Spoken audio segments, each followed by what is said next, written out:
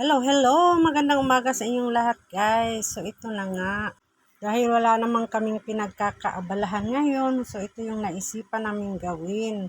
Yung dagdagan na ng lupa yung aming mga halaman dahil medyo sa ilang taon ay para siyang lumulubog pala yung lupa, lalo na yung mga loam soil ba yun na lalagay ko dyan. Halos karamihan dyan ay loam soil. So, ito na nga, nakakuha kami ng lupa doon sa aming kapitbahay. Kaya ito, inisa-isa na naming lagyan yung mga paso. Hanggang sa magkasya lang yung mga lupa.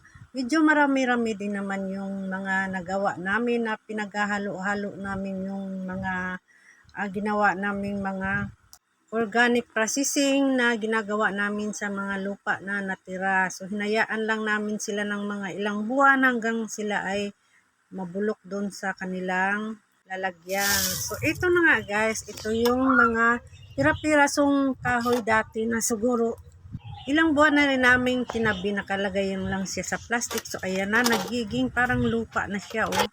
Tapos, ito naman ay hinahalo namin sa yan, yung kinuha naming lupa doon sa kapitbahay kasi nagbungkal sila ng lupa, ginagawang bahay. At pinagtsatsagaan na nga ni Mister na halu-haluin yung mga organic na mga yung kahoy, yung mga ayan, tapos na yung dalawang yan. Yan, nahalo na yan guys. Ayan. Tapos yung mga tira-tirang mga waste, mga foods natin, ayan, nilagay namin dyan.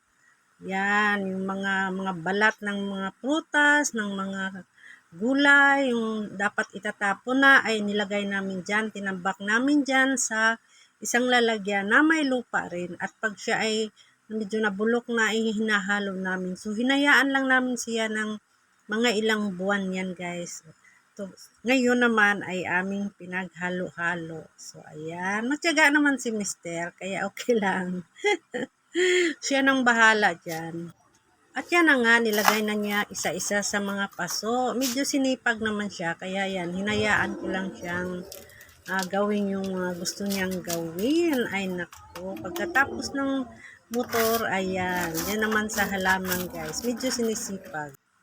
Ayan na yung kanyang mga nilagay, ayan, puno na yung mga paso. So, ayan. So, ayan na guys, oh. At sa pagtsatsaga nga, ayan, natapos din niya. So, ayan, o, diba? Isa-isa talaga niyang nilagay sa mga paso, pati na yung doon sa mga sulok.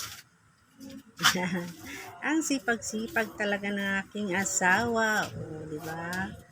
Kanya pa yang binubungkal para medyo makahinga naman sa ilalim yung mga lupa. At saka yung sa labas naman ay medyo nauubos na rin yung mga lupa sa mga ayan, mga hanging plants, kaya nilalagyan din niya kasi may mga natira pang lupa. Ayan, ayan na siya guys.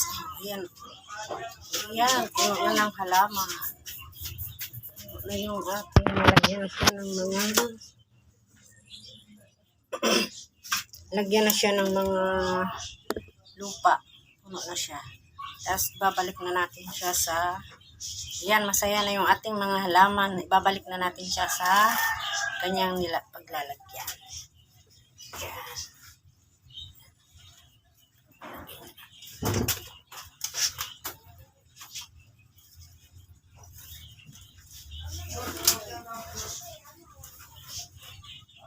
At naibalik ko na nga sa dati nilang kinalalagyan.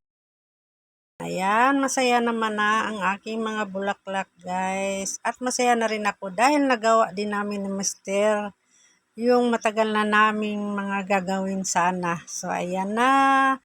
Maraming salamat sa panonood. Bye!